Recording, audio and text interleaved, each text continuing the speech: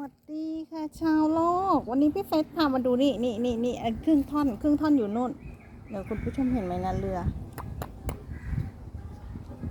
น่าจะเป็นเรือจริงมันก็ไม่รู้ลงนะว่าเรือจริงไหมอ่ะแล้วเขาก็เอามาทำก็เจ้า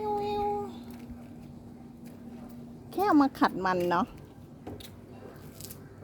น่าจะเป็นเรือจริงอยู่นะมันมีอันเนี้ย